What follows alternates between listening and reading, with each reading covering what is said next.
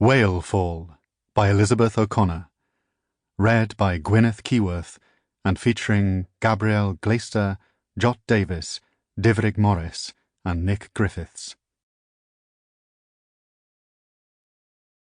I have looked long at this land, trying to understand my place in it. R.S. Thomas, Those Others. Here is an island year. First the sun, and first the spring growing fat with birds. They leave the island to its grey winter and return when shoots appear in the ground. Auks come as dark shapes under the water. Kittiwakes and gannets fall from the skies. We do not notice them at first. The children might chase them on cliffs. The men, fishing, might push them away from a net with an oar. By the end of the spring, they are thrown across the island like shadows. Puffins, sea swallows, little terns. By summer, they are raising young, flinging themselves back into the water. The kittiwakes come closest to our houses, picking food scraps from the middens in the yard. They perch on the roofs. From afar, the building is spiked with the grey points of their wings. They live on the roof, covering it in a silver layer of feathers and guano, waking us inside as they squabble and scurry across the tiles. Sometimes they fight mid-air, leaving red smears on each other. They drop fish from their beaks onto the stone yard, which worm into the stone's small crevices and holes and make them smell rancid for months. The heat only brings them closer. Their bird smells, their calling, their pink, dead young. In summer, the women of the island repaint the houses white. They go into the limestone cave at the west of the island and chip the rock into powder. My mother would always return with it on her hands, specks trailing everything she touched. Sometimes the pigment turned the paint more yellow or more blue than pure white. One year the houses all over ended up pale rose pink, and it still shows through, in nicks and patches where the outer layers are peeled away. After summer, the cold circles, then drops like a stone. The birds disappear one by one. They leave their nests on the cliffs with their eggs still inside.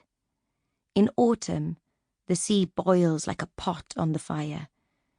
The birds pass and the summer is gone. Winter. We stay near the hearth, sleep in the same bed. The sea sidles up to the door, laps at the edge of the island. There is grey ice at the horizon. The wind makes red meat of us. At Christmas we cook a catch of fish, then butcher a sheep, and throw it into the water. The waves push it back onto the beach again by spring, and the birds arrive to devour it. The sheep are rotated around the island after they've grazed their field to nothing. September. The whale became stranded in the shallows of the island overnight, appearing from the water like a cat slinking under a door. No one noticed it. Not the lighthouse with its halo of light on the water, or the night fishermen searching for whiting and sole, or the farmers moving cattle over the hill at dawn. The sheep on the cliffs were undisturbed. Under the dark water, the whale's body glowed lightly green. By the morning it had floated up on the beach and lay neatly on its front. Birds gathered above it. The tide brought water over the sand in wide, flat mirrors broken by thin paths of sand. The waves drew around the whale and then out again, like a membrane around its delicate centre. Some of the fishermen said it had come off course. They saw them out at sea, but rarely so close. A few older people said it was some kind of omen, though could not agree on whether it was good or bad.